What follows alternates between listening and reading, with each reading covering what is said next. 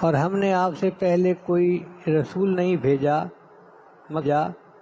مگر یہ کہ ہم نے اس کے سوا کوئی معبود نہیں تو تم میری عبادت کرو۔ تو سب انبیاء کی یہ متفقہ دعوت تھی کہ اللہ کے سوا کوئی معبود نہیں، اللہ کی عبادت کرو، اور نبی علیہ السلام نے بھی یہی کیا۔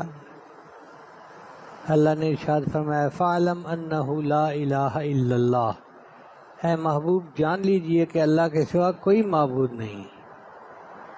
یہ نبی علیہ السلام کی پہلی دعوت تھی۔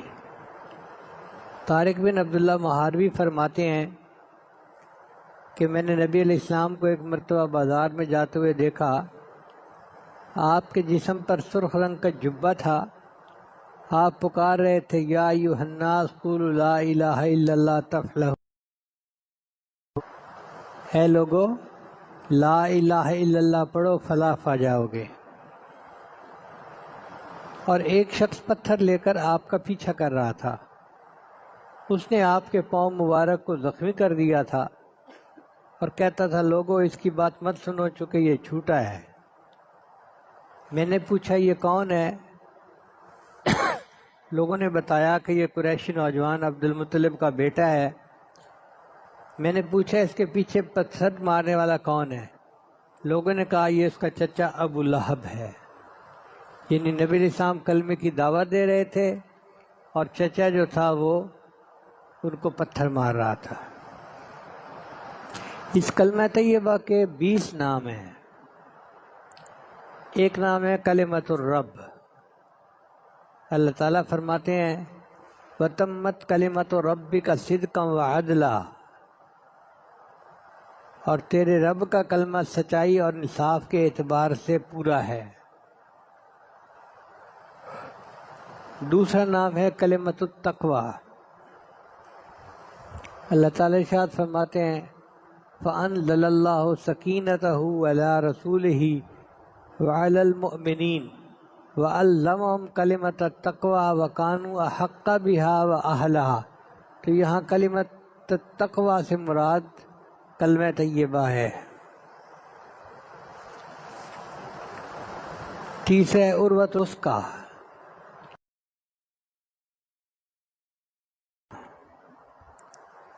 اللہ تعالیٰ ارشاد فرماتے ہیں فَمَن يَكْفُرْ بِالطَّاغُوتِ وَيُؤْمِن بِاللَّهِ فَقَدِ اسْتَمْسَكَ بِالْعُرْوَةِ الْوُثْقَىٰ لَا انفِصَامَ لَهَا وَاللَّهُ سَمِيعٌ عَلِيمٌ۔ تو جو شخص طاغوت کا انکار کر کے اللہ پر ایمان لے آئے گا، اس نے ایک مضبوط کنڈے کو پکڑ لیا، اس کے ٹوٹنے کا کوئی امکان نہیں، اور اللہ خوب سننے والا اور سب کچھ جاننے والا ہے۔ چوتھا نام ہے اس کا کلمۃ العہد۔ الا یملکون الشفاعۃ الا من اتخذ عند الرحمن عہدا۔ لوگوں کو کسی کی سفارش کرنے کے اختیار نہیں ہوگا قیامت کے دن سوائے ان لوگوں کے جنہوں نے خدائے رحمان سے کوئی اجازت حاصل کر لی ہو۔ یعنی مومن شفاعت کر سکیں گے اور کوئی شفاعت نہیں کر سکے گا۔ ایک نام ہے کلمۃ الحسنی۔ فَأَمَّا مَنْ أَعْطَىٰ وَاتَّقَىٰ وَصَدَّقَ بِالْحُسْنَىٰ فَسَنُيَسِّرُهُ لِلْيُسْرَىٰ۔ تو جس کسی نے اللہ کے راستے میں مال دیا اور تقوی اختیار کیا اور سب سے اچھی بات کو دل سے مانا تو ہم اس کو آرام کی منزل تک پہنچنے کی تیاری کرا دیں گے۔ ایک نام ہے اس کا کلمۃ الحق۔ الا من شہد بالحق وهم یعلمون۔ البتہ جن لوگوں نے حق بات کی گواہی دی اور انہیں اس کا علم بھی ہو۔ ایک ہے القول الثابت۔ یثبت اللہ الذین آمنوا بالقول الثابت فی الحیات الدنیا وفی الآخرہ۔ جو لوگ ایمان لائے ہیں اللہ ان کو اس مضبوط بات پر دنیا کی زندگی میں جماؤ عطا کرتا ہے اور آخرت میں بھی۔ ایک ہے نام اس کا کلمۃ السواء۔ قل یا اہل الکتاب تعالوا الی کلمۃ سواء بیننا وبینکم الا نعبد الا اللہ ولا نشرک بہ شیئا۔ آپ فرما دیجئے اے اہل کتاب آ جاؤ ایسی بات کی طرف جو ہمارے اور تمہارے درمیان برابر ہے کہ ہم عبادت نہ کریں مگر اللہ کی اور اس کے ساتھ کسی بھی چیز کو شریک نہ ٹھہرائیں۔ ایک نام ہے اس کا کلمۃ الصدق، والذی جاء بالصدق وصدق بہ، اور جو شخص سچ لے کر آیا اور اس نے سچ کی تصدیق کی۔ ایک نام ہے اس کا حبل اللہ، واعتصموا بحبل اللہ جمیعا، تم سب مل کر اللہ کی رسی کو مضبوطی سے پکڑ لو۔ ایک نام ہے اس کا کلمۃ الاحسان، هل جزاء الاحسان الا الاحسان۔ 12واں نام ہے اس کا کلمۃ العدل، ان اللہ یامر بالعدل والاحسان، بلا شبہ اللہ عدل کا اور احسان کا اور قرابت داروں کو دینے کا حکم دیتا ہے۔ ایک نام ہے اس کا کلمۃ العلیٰ، وجعل کلمۃ الذین کفروا السفلی وکلمۃ اللہ ہی العلیٰ، اور اس نے ان لوگوں کی بات نیچی کر دی جو کفر اختیار کیے ہوئے تھے، اور اللہ ہی کا کلمہ اونچا ہے۔ ایک ہے اس کا نام کلمۃ السدید، القول السدید، یا ایھا الذین آمنوا اتقوا اللہ وقولوا قولا سدیدا، اے ایمان والو اللہ سے ڈرو اور ٹھیک بات کہو۔ ایک ہے نام اس کا کلمۃ الشہادہ، ہم اس کو کلمہ شہادہ کہتے ہیں۔ اللہ فرماتے ہیں شہد اللہ انہ لا الہ الا ہو والملائکۃ واولو العلم قائما بالقسط لا الہ الا هو العزیز الحکیم۔ ایک نام ہے اس کا کلمۃ النجات، وَيَا قَوْمِ مَالِي أَدْعُوكُمْ إِلَى النَّجَاةِ وَتَدْعُونَنِي إِلَى النَّارِ۔ ایک نام ہے اس کا کلمۃ الباقیہ، وَجَعَلَهَا كَلِمَةٌ بَاقِيَةٌ فِي عَقِبِهِ لَعَلَّهُمْ يَرْجِعُونَ۔ ایک نام ہے اس کا مقالد السماوات والارض، لہو مقالد السماوات والارض، اللہ ہی کے لیے آسمانوں اور زمینوں کی کنجیاں ہیں۔ اور 19واں نام ہے کلمۃ توحید، وَإِلَٰهُكُمْ إِلَٰهٌ وَاحِدٌ لَا إِلَٰهَ إِلَّا هُوَ الرَّحْمَٰنُ الرَّحِيمُ، اور تمہارا معبود ایک ہی ہے، اس کے سوا کوئی معبود نہیں، وہی رحمان اور رحیم ہے۔ اور ایک نام ہے اس کا کلمۃ الطیبہ، کلمۃً طیبۃً کشجرۃ طیبۃ اصلها ثابت وفرعها فی السماء۔ یہ کلمہ طیبہ اللہ تعالیٰ کو بہت محبوب ہے۔ حدیث مبارکہ میں ہے کہ باقی اعمال کو تو فرشتے آسمان پہ لے کے جاتے ہیں، کلمہ خود ہی پرواز کرتا ہے۔ الیہ یصعد الکلم الطیب والعمل الصالح یرفعہ۔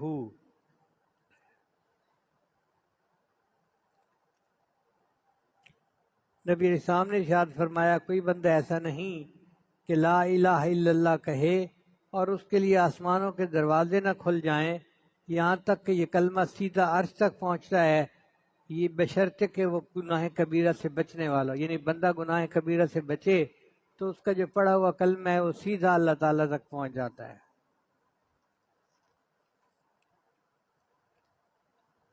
جب بندہ کلمہ طیبہ پڑھتا ہے اللہ تعالیٰ اس بندے کے سب گناہوں کی بخشش فرما دیتے ہیں۔ نبی اسلام نے ارشاد فرمایا کہ عرش کے سامنے نور کا ایک ستون ہے، جب کوئی اے ستون ٹھہر جا، وہ عرض کرتا ہے کہ اللہ کیسے ٹھہروں، حالانکہ کلمہ طیبہ پڑھنے والے کی ابھی تک مغفرت نہیں ہوئی۔ چنانچہ اللہ تعالیٰ فرماتے ہیں اچھا میں نے اس کی مغفرت کر دی تو وہ ستون ٹھہر جاتا ہے۔ آپ اندازہ لگائیے یہ کتنا اہم کلمہ ہے کہ اس کے پڑھنے پر اللہ تعالیٰ بندے کے گناہوں کی بخشش فرما دیتے ہیں۔ ایک مرتبہ نبی علیہ السلام ایک گھر میں موجود تھے تو آپ نے ارشاد فرمایا کہ اس مجمع میں کوئی غیر مسلم ہے؟ اجنبی سے مراد غیر مسلم تھا کہ کوئی غیر مسلم ہے؟ صحابہ نے عرض کیا کوئی نہیں۔ ارشاد فرمایا کواڑ بند کر دو، دروازہ بند کر دو۔ اس کے بعد ارشاد فرمایا ہاتھ اٹھاؤ اور کہو لا الہ الا اللہ۔ تو سب صحابہ نے ہاتھ اٹھائے اور پڑھا لا الہ الا اللہ، پڑھتے رہے۔ پھر نبی علیہ السلام نے فرمایا الحمدللہ، اے اللہ تو نے مجھے وہ کلمہ دے کر بھیجا ہے کہ اس کلمے پر جنت کا وعدہ کیا ہے اور تو وعدہ خلاف نہیں ہے۔ اس کے بعد حضور صلی اللہ علیہ وسلم نے ہم سے ارشاد فرمایا کہ خوش ہو جاؤ، اللہ نے تمہاری مغفرت فرما دی۔ نہیں، یہ کلمہ اتنا عظیم ہے کہ نبی علیہ السلام نے کلمہ پڑھایا اور پھر خوشخبری دی جنت کی ان سب لوگوں کو۔ کلمہ طیبہ ایمان کی تازگی کا سبب ہے، چنانچہ نبی صلی اللہ علیہ وسلم نے فرمایا جددوا ایمانکم، اپنے ایمان کی تجدید، اپنے ایمان کو رینیو کرتے رہا کرو۔ تو صحابہ کہتے ہیں ہم نے کویسچن کیا اے اللہ کے رسول کیفا، ہم کیسے کریں؟ فرمایا اکثر من قول لا الہ الا اللہ، فرمایا کہ تم لا الہ پڑھتے رہا کرو، تمہارا ایمان تجدید یعنی رینیو ہوتا جائے گا، تازہ ہوتا جائے گا۔ تو یہ کلمہ انسان کے ایمان کو تازہ کر دیتا ہے۔ پھر کلمہ طیبہ جنت کی کنجی ہے۔ نبی صاحب نے فرمایا مفاتیح الجنت شہادت اللہ الہ الا اللہ، کہ لا الہ الا اللہ کہنا یہ جنت کی کنجی ہے۔ پھر مومن کی زندگی کا اول اور آخر کلمہ طیبہ۔ جب بچہ بولنا شروع کرتا ہے تو اس کو اللہ کا نام کہلوانا چاہیے، اور ماں باپ کو چاہیے کہ کلمہ پڑھنا سکھائیں تاکہ زندگی کی ابتدا کلمے سے ہو۔ اسی طرح جب کوئی بندہ دنیا سے فوت ہونے لگتا ہے، آخری وقت میں نبی صلی اللہ علیہ وسلم نے فرمایا اس کو کلمہ پڑھاؤ، کلمے کی تلقین کرو۔ اب اگر وہ مرتے وقت بھی کلمہ پڑھ لیتا ہے اور اس نے شروع میں بھی کلمہ پڑھا تھا تو پوری زندگی کے گناہ اللہ اس کی وجہ سے معاف فرما دیتے ہیں، کیونکہ اس نے شروع میں اور آخر میں کلمہ پڑھا ہوتا ہے۔ کہ اللہ تعالیٰ کے حبیب صلی اللہ علیہ وسلم نے ارشاد فرمایا کہ لیس من عبد یقول لا الہ الا اللہ مئۃ مرہ الا بعثہ اللہ تعالی یوم القیامت ووجہہ کالقمر لیلۃ البدر، کہ جو بندہ دن میں 100 مرتبہ لا الہ الا اللہ کا ذکر کرتا ہو، اللہ تعالیٰ قیامت کے دن اس کو اس حال میں کھڑا کریں گے کہ اس کا چہرہ 14ویں رات کے چاند کی طرح چمکتا ہوگا۔ آپ اندازہ لگائیے یہ کتنی عظیم عبادت ہے۔ دن میں 100 مرتبہ پڑھنا تو بہت چھوٹا سا عمل ہے۔ ہر نماز کے بعد ہم 20 مرتبہ پڑھنے کا اگر معمول بنا لیں تو بھی 100 مرتبہ ہو سکتا ہے، یا صبح و شام میں کوئی وقت نکال کے 100 مرتبہ پڑھ لیں، یا دفتر آتے جاتے گاڑی میں بیٹھے ہوئے 100 مرتبہ پڑھنے کا معمول بنا لیں تو ہمارا چہرہ قیامت کے دن 14ویں رات کے چاند کی طرح منور ہوگا۔ پھر ایک حدیث میں آتا ہے کہ جو بندہ 70,000 مرتبہ کلمہ پڑھتا ہے اللہ اس کے گناہوں کو معاف کر دیتا ہے۔ ہمارے اکابرین اپنے لیے اپنی زندگی میں 70,000 مرتبہ کلمہ پڑھنے کا نصاب پورا کرتے تھے۔ امام قرطبی رحمۃ اللہ علیہ ایک بڑے مفسر ہیں، وہ فرماتے ہیں کہ ایک نوجوان تھا جو ذاکر شاغل تھا، اور اس کے بارے میں لوگ کہتے تھے جی کہ یہ بڑا صاحب کشف ہے، جنت اور جہنم کی باتیں بتاتا ہے۔ فرماتے ہیں لیکن مجھے تردد تھا کہ پتہ نہیں ٹھیک ہے یا نہیں۔ ایک دن ایک مجلس میں وہ بیٹھا تھا، اچانک اس نے چیخ ماری اور کہنے لگا کہ میری والدہ کو جہنم کا عذاب ہو رہا ہے۔ اب اس کو پسینے آ رہے ہیں اور وہ بے ہوش ہوتا جا رہا ہے۔ امام قرطبی فرماتے ہیں میں نے اپنے دل میں سوچا کہ میں نے 70,000 مرتبہ کلمے کا نصاب کئی مرتبہ پڑھا ہے، اگر میں ایک نصاب اس کی والدہ کو بخش دوں تو میرا تو نقصان نہیں، اس کی والدہ کا فائدہ ہو جائے گا۔ فرماتے ہیں کہ میں نے اپنے دل میں نیت کر لی، اور میرے سوا اور اللہ کے سوا کوئی نہیں جانتا تھا کہ میں نے یہ عمل کیا۔ جیسے ہی میں نے 70,000 والا نصاب اس کی والدہ کو بخشا، وہ ٹھیک ہو کے بیٹھ گیا اور کہنے لگا اللہ نے میری والدہ کے عذاب کو ختم کر دیا اور اس کو جنت عطا فرما دی۔ امام قرطبی رحمۃ اللہ فرماتے ہیں اس سے مجھے 2 فائدے ہوئے۔ ایک تو 70,000 مرتبہ کلمہ پڑھنے پر بخشش کا جو خوشخبری ہے اس کا یقین ہو گیا، اور دوسرا یہ یقین ہو گیا کہ یہ نوجوان جھوٹا نہیں، یہ نوجوان سچا ہے۔ کلمہ طیبہ اللہ کے عذاب سے امن ہے۔ چنانچہ نبی صلی اللہ علیہ وسلم نے حضرت جبریل علیہ السلام سے نقل فرمایا کہ اللہ تعالیٰ کا ارشاد ہے کہ میں ہی اللہ ہوں میرے سوا کوئی معبود نہیں، لہذا میری ہی عبادت کیا کرو۔ جو شخص تم میں سے اخلاص کے ساتھ لا الہ الا اللہ کی گواہی دیتا ہوا آوے گا وہ میرے قلعے میں داخل ہو جائے گا، اور جو میرے قلعے میں داخل ہوگا وہ میرے عذاب سے بچ جائے گا۔ تو لا الہ الا اللہ کا پڑھنا اللہ تعالیٰ کے عذاب سے بندے کو بچا دیتا ہے۔ پھر کلمہ طیبہ ابلیس کے لیے باعث ہلاکت ہے۔ حدیث مبارکہ میں ہے کہ ابلیس نے کہا اہلکت الناس بالذنوب، میں نے لوگوں کو گناہوں کے ذریعے سے ہلاک کیا، وَأَهْلَكُونِي بِلَا إِلَهَ إِلَّا اللَّهِ وَالِاسْتِغْفَارِ، انہوں نے مجھے لا الہ الا اللہ پڑھ کر اور استغفار پڑھ کر انہوں نے مجھے ہلاک کر دیا۔ یعنی یہ لا الہ الا اللہ پڑھنا ابلیس کے لیے باعث ہلاکت ہے۔ پھر کلمہ طیبہ موت کی تکلیف سے آسانی کا باعث ہے، اس لیے جب کوئی بندہ وفات کے قریب ہوتا ہے تو آخری وقت میں اس کے قریب لا الہ الا اللہ پڑھتے ہیں اور اس کو تلقین کرتے ہیں، کیونکہ کلمہ پڑھنے سے اللہ تعالیٰ موت کی تکلیف کو آسان فرما دیتے ہیں۔ پھر کلمہ طیبہ قبر کی وحشت سے نجات کا باعث ہے۔ جو بندہ کلمہ طیبہ پڑھنے والا ہوگا اللہ تعالیٰ اس کو قبر کے عذاب سے معاف فرما دیں گے۔ کلمہ طیبہ بندے کو صدیقین اور شہداء کے مقام تک پہنچاتا ہے۔ نبی علیہ السلام کے پاس ایک آدمی آیا، عرض کیا میں نے لا الہ الا اللہ کی گواہی دی، نمازیں پڑھتا ہوں، رمضان کے روزے رکھتا ہوں اور زکوٰۃ ادا کرتا ہوں۔ نبی علیہ السلام نے فرمایا جو بندہ ان اعمال پر ہے تو وہ صدیقین اور شہداء میں سے ہوگا، یعنی کلمہ کا ذکر کرنے والا قیامت کے دن اللہ اس کو صدیقین اور شہداء کے ساتھ درجہ عطا فرمائیں گے۔ پھر کلمہ طیبہ 99 دفتروں سے بھاری ہوگا۔ حدیث مبارکہ میں ہے قیامت کے دن اس امت کا ایک گناہ گار ہوگا جس کے گناہ بہت زیادہ ہوں گے، 99 دفتر گناہوں کے ہوں گے۔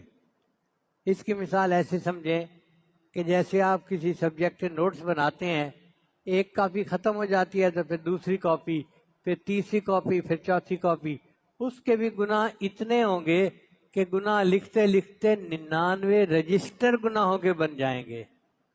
اتنا بڑا گناہ گار ہوگا اس امت کا۔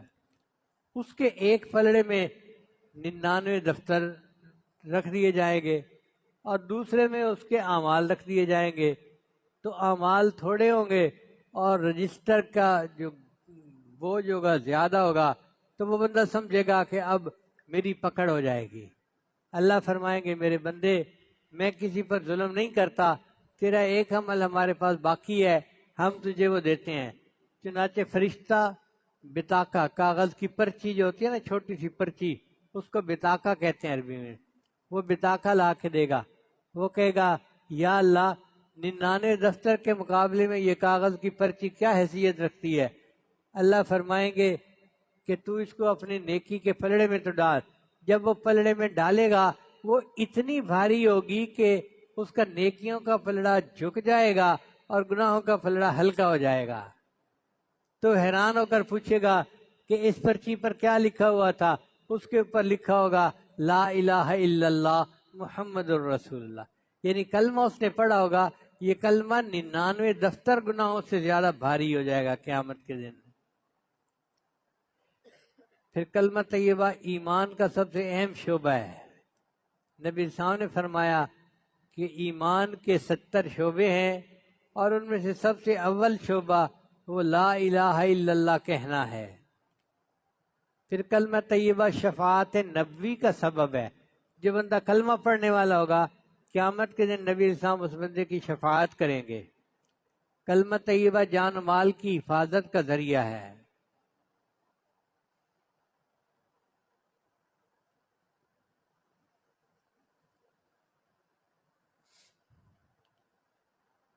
حدیث مبارکہ میں آتا ہے کہ ایک مرتبہ نبی علیہ السلام کا پتہ نہیں چل رہا تھا کہ محبوب علیہ السلام گھر میں ہیں یا کہیں باہر ہیں، تو صحابہ کرام تو بہت فکر مند رہتے تھے، چونکہ مدینہ طیبہ میں باہر سے کافر بھی آتے تھے تو خدشہ تھا کہ کوئی کاروائی نہ کر دے۔ تو ابو ریلہ کہتے ہیں کہ ہم لوگ فکر مند ہوئے کہ نبی علیہ السلام گھر میں بھی نہیں، کہاں ہیں؟ ہم تلاش میں نکلے تو کہتے ہیں کہ ایک انصاری کا باغ تھا کھجوروں کا، میں اس باغ میں گیا، دروازہ تو تھا دوسری طرف، اس کا جہاں سے پانی نکلتا تھا نا وہ ذرا سوراخ بڑا تھا، میں اس سوراخ کے اندر سے جو ہے نا باغ کے اندر چلا گیا، تو میں نے دیکھا کہ نبی السلام تشریف فرما ہے، میں خوش ہو گیا، اے اللہ کے حبیب صلی اللہ علیہ وسلم، ہم آپ کو ڈھونڈ رہے تھے، آپ کہاں ہیں؟ شکر ہے کہ آپ خیریت کے ساتھ یہاں موجود ہیں۔ تو نبی السلام نے فرمایا، ابو ہریرہ، ابھی میرے پاس جبریل علیہ السلام آئے تھے اور انہوں نے یہ خوشخبری دی کہ آپ کی امت کا جو بندہ کلمہ پڑھے گا اللہ تعالیٰ قیامت کے دن اس کے گناہوں کی بخشش فرما دیں گے۔ تو ابو ہریرہ نے پوچھا، اے اللہ کے وسلم، میں یہ جا کے سب کو بتا دوں؟ تو نبی السلام نے فرمایا، ہاں بتا دو۔ تو ابو ہریرہ نے کہا، اے اللہ کے حبیب صلی اللہ علیہ وسلم، میری بات کو کون مانے گا؟ کوئی چیز میرے پاس سند بھی ہونی چاہیے۔ تو نبی علیہ السلام نے اپنے نالین مبارک، جو جوتا مبارک تھا، وہ دے دیا کہ یہ جوتا ثبوت کے طور پہ دکھا دینا۔ وہ کہتے ہیں کہ میں اس خوراک سے باہر نکلا اور آگے عمر لانوں سے میری ملاقات ہو گئی، تو میں نے ان کو خوشخبری سنائی کہ نبی علیہ السلام نے فرمایا ہے کہ جو بندہ کلمہ پڑھے گا اس کے گناہوں کی بخشش ہو جائے گی۔ عمر لانوں نے مجھے دھکا دیا اور کہا کہ چلو میں خود بات کرتا ہوں نبی علیہ السلام سے۔ چنانچہ یہ دونوں حضرات نبی علیہ السلام کی خدمت میں پیش ہوئے، تو عمر اللہ نے پوچھا، اے اللہ کے حبیب صلی اللہ علیہ وسلم، آپ نے یہ ارشاد فرمایا ہے؟ نبی علیہ السلام نے فرمایا، ہاں میں نے یہ کہا ہے۔ تو عمر اللہ نے کہا، اے اللہ کے حبیب صلی اللہ علیہ وسلم، میرا مشورہ یہ ہے اس بات کو عام نہ کیجیے، ورنہ لوگ گناہوں پہ جرأت کرنے لگ جائیں گے کہ جب کلمہ گو ہیں تو گناہ تو معافی ہو جانے ہیں، اب کرو جو گناہ کرتے ہیں۔ دانائی یہ ہے، حکمت یہ ہے کہ نہ کیجیے۔ تو نبی علیہ السلام خاموش ہو گئے۔ تو خاموشی اپنی جگہ، مگر خوشخبری تو امت کو مل گئی نا کہ کلمہ پڑھنے پر اللہ تعالیٰ بندے کے سب گناہوں کو معاف فرما دیتے ہیں۔ امام ربانی مجدد ثانی رحمۃ اللہ نے اپنے مکتوبات میں عجیب بات لکھی ہے، فرماتے ہیں اس امت میں بڑے بڑے گناہ گار گزرے ہیں، یعنی جو انسانیت میں بڑے بڑے گناہ گار گزرے ہیں، فرعون، حامان، نمرود، یہ بڑے بڑے گناہ گار تھے جنہوں نے خدائی کے دعوے کیے تھے۔ فرماتے ہیں کہ اگر ان تمام گناہ گاروں کی ایک مرتبہ کلمہ پڑھنے پر بخشش کر دی جائے تو اس کی بھی گنجائش موجود ہے۔ اگر ساری مخلوق کے گناہوں کی اللہ تعالیٰ ایک مرتبہ کلمہ پڑھنے پر بخشش فرما دیں تو اس کی بھی گنجائش موجود ہے۔ اب آپ اندازہ کیجئے یہ کلمہ کتنا عظیم الشان ہے کہ ایک مرتبہ پڑھنے پر اتنے بڑے بڑے گناہ گاروں کی بھی بخشش ہو سکتی ہے۔ لہذا دعا ہے کہ اللہ تعالیٰ ہمیں اس کلمے کی کثرت کے ساتھ جو ہے یاد کرنے کی توفیق عطا فرمائے، ہم تنہائی میں بیٹھ کے اپنے اللہ کو یاد کیا کریں۔ اب جو سالکین سلوک طے کرنے کے لیے یہاں آئے ہوئے ہیں وہ بھی ایک بات غور سے سن لیں کہ اس کلمے کا اصل مطلب کیا ہے۔ لا الہ الا اللہ محمد الرسول اللہ، مخلوق سے کٹو اللہ سے جڑو، مخلوق سے کٹو اللہ سے جڑو، پھر اللہ کی نسبت سے مخلوق سے جڑو۔ اس میں لا الہ جو ہے اس میں فنا ہے، سیر اللہ جس کو کہتے ہیں۔ جب بندے نے لا الہ کہا، اپنی بھی نفی کی، ساری کائنات کی نفی کی، تو اس کو فنا کا مقام نصیب ہو گیا۔ جب اس نے الا اللہ کہا تو اس کو فنا فی اللہ اور بقاء باللہ نصیب ہو گیا۔ پھر جب اس نے محمد الرسول اللہ کہا تو فنا جو سیر فی الاشیاء ہے کہ اس دنیا میں آ کر نبی علیہ السلام کی سنت کے مطابق زندگی گزارنا، یہ مقام اس کو حاصل ہو گیا۔ تو ایک کلمے کے اوپر چاروں سیریں مکمل ہو جاتی ہیں اور بندے کو اللہ کا وصل حاصل ہو جاتا ہے۔ تو دعا ہے کہ اللہ تعالی ہم عاجز مسکینوں کو اس کلمے کا ورد کثرت کے ساتھ کرنے کی توفیق عطا فرمائے، اور تنہائی ہو اور انسان خاموشی سے بیٹھ کے اپنے اللہ کو یاد کر رہا ہو، لا الہ الا اللہ کی ضربیں لگا رہا ہو اور اپنے دل کو روشن کر رہا ہو۔ مرد بھی یہ کلمہ کثرت کے ساتھ پڑھے، خواتین بھی اپنے گھروں میں یہ کلمہ کثرت کے ساتھ پڑھیں، اپنے گھروں کو لا الہ الا اللہ کے ذکر سے منور کریں تاکہ نفس اور شیطان کے مکر و فریب سے ہم محفوظ ہو جائیں، اور اللہ تعالیٰ قیامت کے دن روشن چہرے کے ساتھ ہمیں کھڑا کرے اور قیامت کے دن اللہ بخشش فرمائے۔ اسی ایک حدیث مبارکہ میں آتا ہے کہ قیامت کے دن اللہ تعالیٰ فرشتوں کو کہیں گے کہ میرے بندوں سے حقوق العباد کا حساب پہلے لو، بندوں کے حقوق کا حساب پہلے لو۔ تو بندوں کے حقوق کا حساب لیا جائے گا۔